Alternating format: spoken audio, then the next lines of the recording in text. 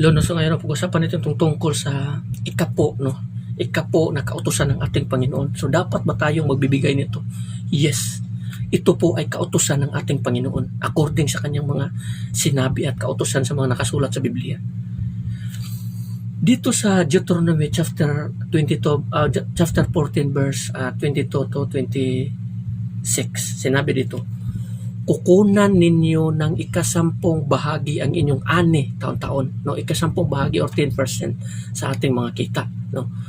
Ang ikasampung bahagi ng inyong alak, ani, langis at panganay ng inyong mga alagang hayop ay doon ninyo kakainin sa lugar na pipiliin ng inyong Diyos, ninyong si Yahweh, upang siya inyong maparangalan. So klaro po. So itong mga ikasampung bahagi nito every year, ibibigay natin ito doon sa templo upang may pagkain ang templo. Ibibili, kung pira ang ating ibibigay doon, ibibili natin ito ng mga lahat ng mga pagkain, mga hayop, o kakainin, doon natin kakainin sa lugar na pinili ng Panginoon.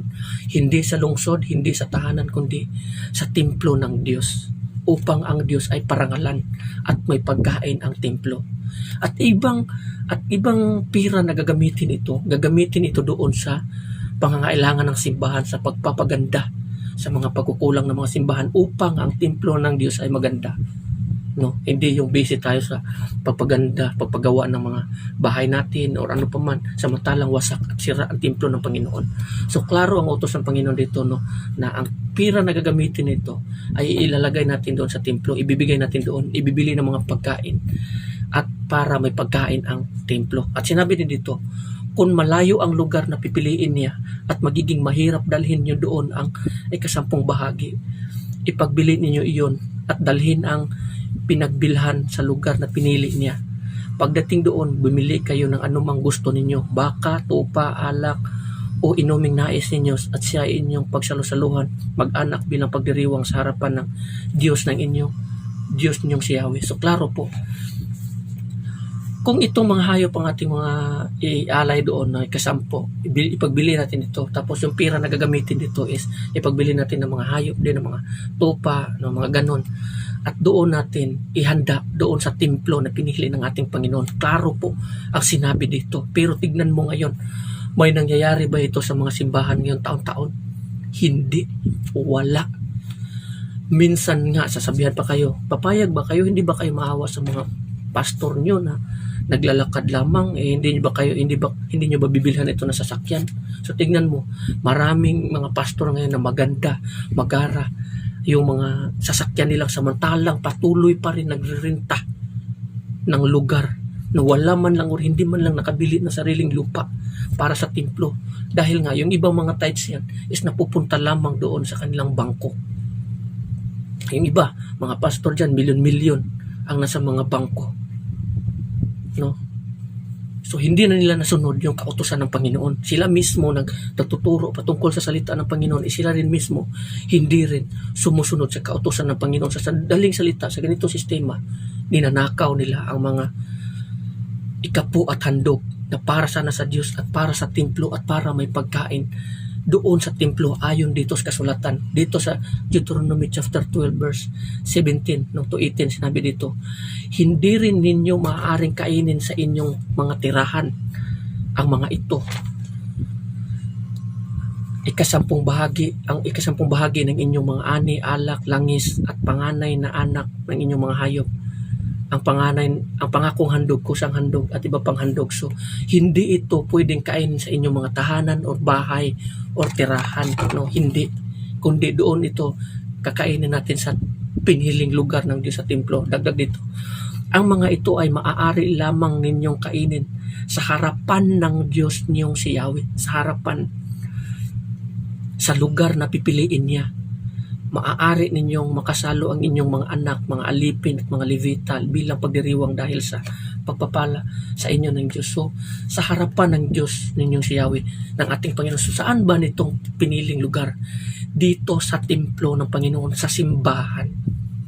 Kaya nga ito yung dapat na gagawin at mapupunta ang pira ng tithes and offering sa pagpaganda sa templo at ibibili ng mga pagkain. At doon kakainin sa harapan ng Diyos upang ang Diyos ay parangalan. Diba? Ito yon ang sinasabi dito. Ngunit ninanakaw ng mga church leader at walang nangyayari doon sa mga templo. Hindi na nasunod. Dito sa Hageo chapter 1 verse 4, sabi dito, tama ba na naninirahan kayo sa mga magaganda at maayos na bahay, ngunit wasak naman ang aking templo? So dito ngayon sa atin, sa mga tao naman, patungkol sa mga tao, maraming mga tao sa buong bansa o sa buong mundo ang hindi nagbibigay ng ikapo at handog doon sa Panginoon, samantalang maganda ang kanilang bahay, ngunit yung mga templo na pinapasukan nila wasak na wasak at patuloy pa rin na nagre-renta. So ang nagnakaw nito mula sa member at saka sa mga church leader, patuloy pa rin ang pagnanakaw. So akala ninyo na kayo makakatakas kayo sa mga ganitong sistema, ito ay kautusan ng Panginoon at hindi kailanman matatakasan ng bawat isa. Malalaman ito pagdating ng araw, no? So iwasan nyo po at sundin nyo po kung ano ang sinasabi dito, kasi marami po talaga, at hindi lang talaga marami kundi halos lahat ng mga templo ngayon hindi na nasusunod ang kautusan ng Panginoon patungkol sa tithes and offering. Dagdag dito sa Hageo chapter 1 verse 9, umasa kayong aani ng masagana, ngunit kayo'y nabigo, at ang kakaunting ani na inuuwi ninyo ay akin pang isinambulat. Ginawa ko iyan sa inyo sapagkat abalang-abala kayo sa pagpapaganda ng inyong mga bahay, samantalang ang templo na aking tahanan ay pinabayaan ninyong wasak. So klaro po, di ba? Klaro po ang sinasabi dito. Abalang-abala ang bawat tao sa pagpapaganda ng mga bahay, samantalang hindi man lamang nila napansin ang templo ng Panginoon, ang tahanan ng Diyos ay sira at wasak. So sa ganitong paraan, magnanakaw ang bawat tao. Ninanakawan ng tao ang Panginoon. Sa anong paraan? Sa ikapo at handog. Dito sa Malakayas chapter 3 verse 8 to 9 to 10, sinabi dito, ang tanong ko na may matuwid bang pagnakawan ng tao ang Diyos? Hindi. Ngunit pinagnakawan ninyo ako. Sa paanong paraan? Sa mga ikasampung bahagi at mga handog. Isinumpa ko kayong lahat sapagkat ako'y pinagnakawan ng buong bansa. So klaro po, di ba?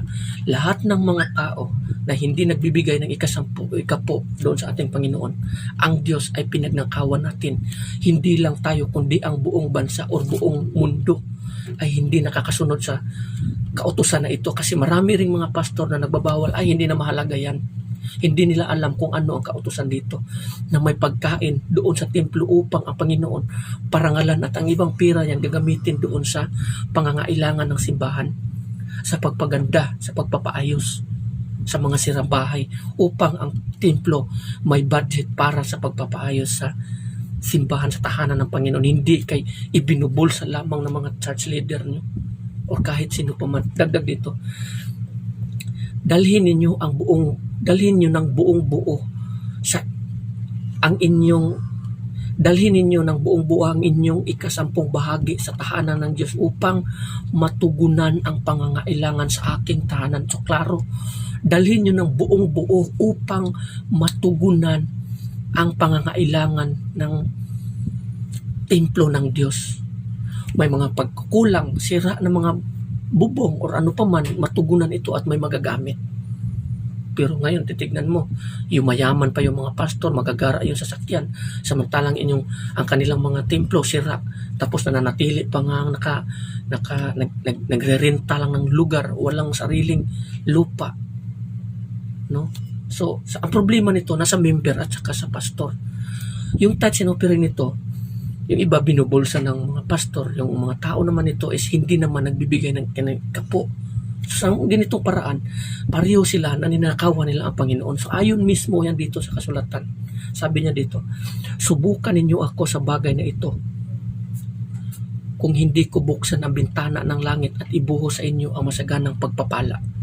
So kung hindi natin maintindihan ang kautusan ng Panginoon at ipinagbabawal natin ito kasi nga, ay hindi na ito, bawal na ito, kasi nga hindi naman ito, matagal na ito, ganito, ganyan.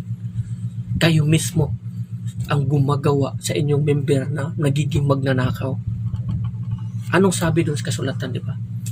Ibigay ninyo ang sa emperador or sa gobyerno, ang para sa gobyerno, at sa Diyos, ang para sa Diyos. Klaro po yan. Naalala niyo yung isang babaeng mahirap doon, no, na ibinigay niya ang kanyang buong pagkikitaan kaysa doon sa mga mayayaman na magkaano lamang ang ibinigay nila. Tapos pinagpala ng Panginoon yung babae na yon kaysa doon sa mga mayayaman. So ganito rin. So ang mga tao kasi ngayon hindi na nasunod. Wala nang pagkain doon sa templo. Wala nang kainan. Na wala nang kakain doon sa harapan ng Panginoon upang ang Diyos ay kalulugdan. Ayon mismo dito sa kautusan. Hindi na nasusunod. Kasi nga yung pira ngayon binibili ng mga pastor ng mga sasakyan at hindi na napaganda yung mga templo nila at hindi na rin sila bumibili ng mga lupain, no, na lupa na para talaga pagtirikan ng templo ng Panginoon at papaganda sa tahanan ng Diyos. Hindi na, andoon na sa kanilang mga bulsa at bangko. Tapos pinupuri niya sila, ito, ganito, ganyan. Ayon dito sa kasulatan, ninanakawan ninyo ang Panginoon. No, so hanggang dito na lang, no, sana maintindihan nyo, no, itong kasulatan nito. No, so hanggang dito na naman.